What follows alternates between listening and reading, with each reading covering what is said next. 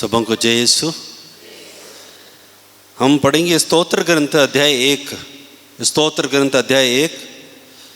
धन्य है वह मनुष्य जो दुष्टों की सलाह नहीं मानता, पापियों के मार्ग पर नहीं चलता और अधर्मियों के साथ नहीं बैठता, जो प्रभु का नियम हृदय से चाहता और दिन रात उसका मनन करता है।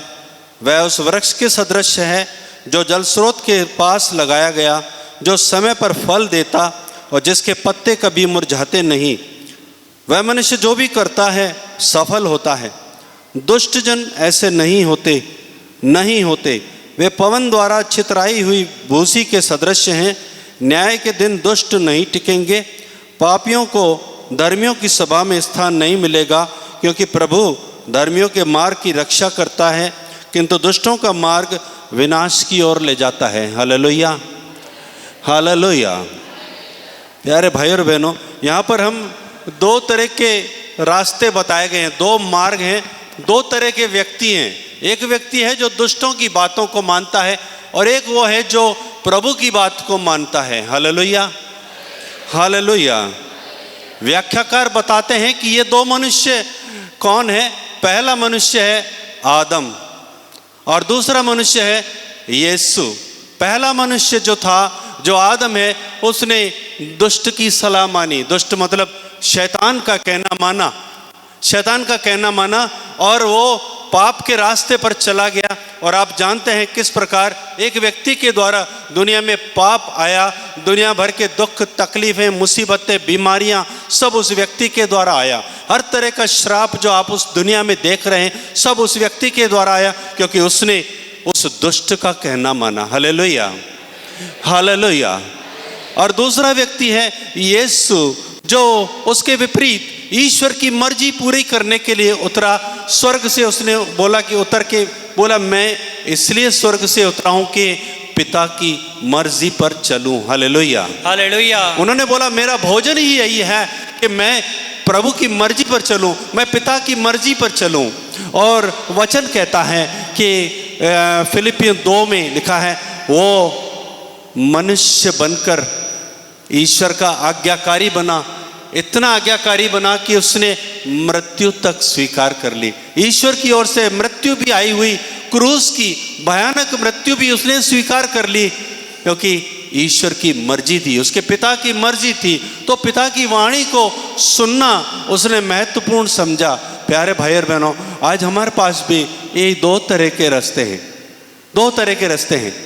आप सोचते होंगे हर साल हमारे लिए इस तरह के साधना को आयोजन किया जाता है, कलीसिया के द्वारा फादर लोग हमारी मदद करते हैं। प्यारे भाई और बहनों, ताकि हम जो इस दुनिया में भटक जाते हैं, अक्सर क्या होता है हम इस दुनिया में भटकते जाते हैं और ईश्वर की वाणी न सुनकर मनुष्य की वाणी पर ज्यादा ध्यान देने लगते हैं। Hallelujah, hallelujah, hallelujah, hallelujah, hallelujah. और नतीजा क्या होता है हमारे साथ, जैसा कि इसमें लिखा है, जो प्रभु का कहना मानता है उसके जीवन में खुशहाली है, उसके जीवन में सफलता है।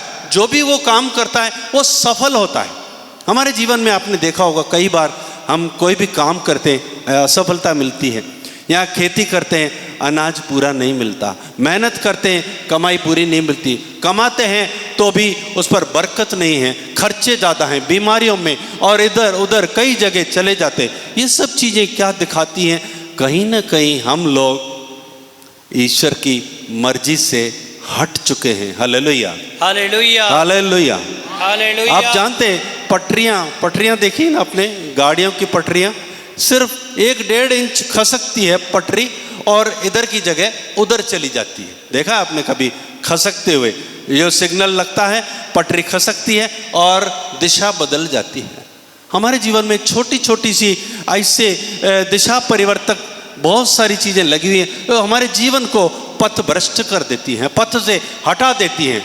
पथ से हटाने का मतलब यही क्या है?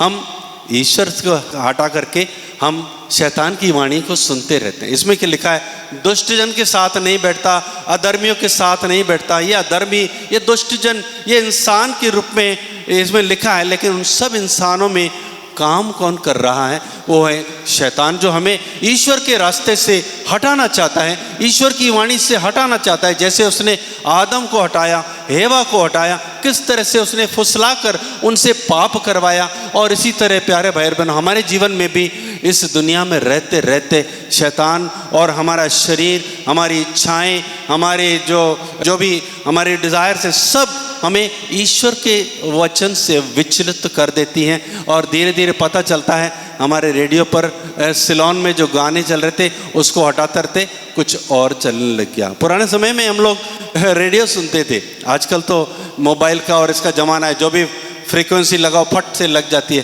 पहले ट्यूनर लगता था, ट्यूनर ऐसे छोटा सा घुमाते थे हम लोग धागे से, पूरा ड्रम घूमता था अंदर और उससे ट्यूनिंग होती थी और बड़ी मुश्किल से सिलोन लगता था। हम सिलोन लगाते थे, लगाते लगाते कभी पता चला उस सिलोन के गाने छुट करके कोई दूसरा स्टेशन आवाज़ आने लग गया।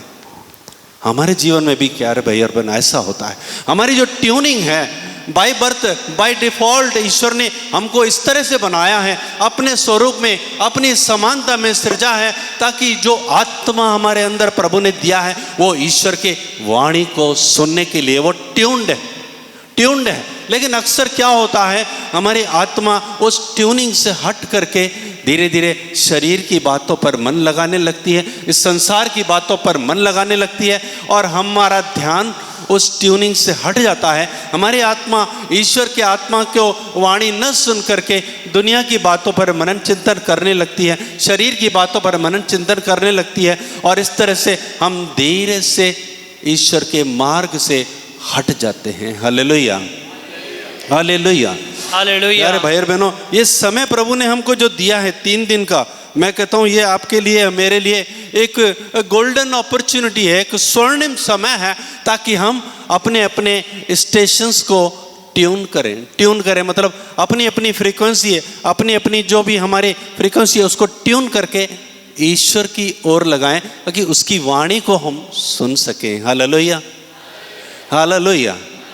दाऊद राजा वचनों में स्तोत्र करें तो पूरा भरा पड़ा है, वो इतना लालायित होता था प्रभु की वाणी सुनने के लिए, उसने पूरे वचन को भर रखा। प्रभु तेरी आज्ञाओं से मुझे न छुपा, तेरी आज्ञाओं को मुझे बता, तेरे वचनों को पर मैं ध्यान करता हूँ, दिन रात तेरे वचनों पर मनन करता हूँ। इतना वो करता, क्योंकि वो सुनना चाहता था। एक बार अगर हम उस मधुर वाणी को सुनने लगेंगे ना, तो आपको भी मन में लगेगा इसको और सुनो, इसको और सुनो, और सुनो, और सुनो। जितना हम अधिक सुनेंगे उतना ही अधिक हम उसके पर चलने के लिए लालायित होंगे, और जैसे ही चलना शुरू हो जाएंगे हमारी जिंदगी में एक क्या कह सकते हैं, बहार आ जाएगी। Hallelujah, hallelujah, hallelujah. क्या आप चाहते मैं जो भी करूं वो सफल मिले, जो भी काम करूं, जिस हाथ में लगाऊं उस पर आशीर्वाद हो, मैं जो बीज बोऊं उसकी फसल ऐसी हो कि गांव वाले देखें, अरे इसके बीज में ऐसा कौन सा आशीष है जो इतनी फसल उग गई है। हालेलुया। ऐसी आशीष प्यारे भाई और बहनों प्रभु हमसे चाहता है, और इसीलिए प्रभु चाहता है कि हम उस पर भरोसा रखें, उस पर भरोसा रखें। अभी जो फादर जी ने वचन सुना, नबियों पर भरोसा रखो, ईश्वर पर भरोसा रखो। भरोसा रखने से क्या हुआ आपने देखा, शत्रु आपस में अपने आप ही नष्ट हो गए। Hallelujah, hallelujah. एक और वचन में आपके लिए यिर्मयाह 17:5 वहां लिखा है, धिक्कार उस मनुष्य को जो मनुष्य पर भरोसा रखता है, जो निरे मनुष्य का सहारा लेता है और जिसका हृदय प्रभु से विमुख हो जाता है। कई बार हम ईश्वर से ज्यादा मनुष्यों पर भरोसा रखते हैं, है कि नहीं? कभी कभी हम सोचते हैं कोई काम करने जाते हैं तो हम प्रार्थना की बजाय किसी इंसान पर भरोसा लगने चाहते हैं। कोई बड़ा काम करने जाते हैं किसी की रिकमेंडेशन लेना पसंद करते हैं। कई बार हम किसी से बोलते हैं ये इसके नाम से हो जाएगा, शायद उसके नाम से हो जाएगा, लेकिन हमको नहीं मालूम हमारे पास कितना बड़ा नाम है। वचन कहता है यीशु के नाम के आगे हर एक घुटना चुकेगा, हर एक जुबान अंगीकार करेगी कि यीशु मसीह प्रभु है। आमीन, हालेलुया। तो अगर हम यीशु के नाम से जाते हैं, यीशु के नाम से हम आगे बढ़ते हैं, प्यारे भाई और बहनों, यीशु का नाम में बहुत बड़ी शक्ति है, यीशु के वचन में इतनी बड़ी शक्ति है। इसीलिए यहाँ वो वचन क्या कहता है, धिक्कार उस मनुष्य को जो उस मनुष्य पर, धिक्कार का मतलब समझते हो, श्रापित है वो व्यक्ति जो ईश्वर की जगह मनुष्य का सहारा लेता है। मैं नहीं कहता सहारा हमें नहीं लेना, हमें मदद लेनी है एक दूसरे के लिए, हम एक दूसरे की मदद के लिए बुलाए गए हैं, लेकिन ईश्वर से अधिक भरोसा इंसान की वाणी पर रखना। इंसान ने बोला है वो सच है। अगर मेरे को डॉक्टर ने बोला है तो ज्यादा दिन का मेहमान नहीं है, महीने भर के अंदर तो मर जाएगा, शायद हम उस पर भरोसा करके सचमुच में 1 महीने के अंदर मर जाएंगे। लेकिन अगर प्रभु का भरोसा रखेंगे, प्रभु से प्रार्थना करेंगे, यीशु के नाम पर भरोसा रखेंगे, जिन्होंने कहा ये बीमारी मृत्यु के लिए नहीं, ये प्रभु की महिमा के लिए आई है, अगर हम विश्वास रखेंगे तो लाजर की तरह हमारे जीवन में भी महान कार्य हो जाएंगे। Hallelujah, hallelujah, hallelujah, hallelujah. इसीलिए लिखा है धिक्कार उस मनुष्य पर जो मनुष्य भरोसा रखता है, जो निरे मनुष्य का सहारा लेता है। आपकी तरह वो भी एक निरा मनुष्य है, चाहे बड़ी पोस्ट पर है, चाहे बड़े काम कर रहा है, लेकिन वो एक निरा मनुष्य है। इसलिए हमें उस पर भरोसा रखने की जगह हमें ईश्वर पर भरोसा रखने के लिए वचन यहाँ पर प्रेरणा देता है। अगर हम प्रभु के ऊपर नहीं भरोसा रखते, मनुष्य पर रखते हैं, तो हमारी हालत क्या होगी वो यहाँ पर लिखी हुई है।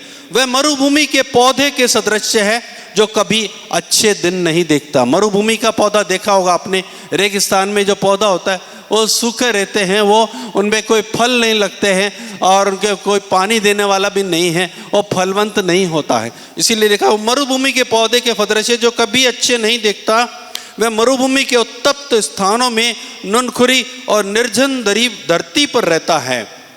तो ऐसा जहाँ पर कोई नहीं रहता, ऐसा जगह पर जहाँ कोई नहीं रहता, पानी भी नहीं, इंसान भी नहीं है, ऐसी जगह पर जैसा पौधा पनपता है वैसी हमारी हालत हो जाती है।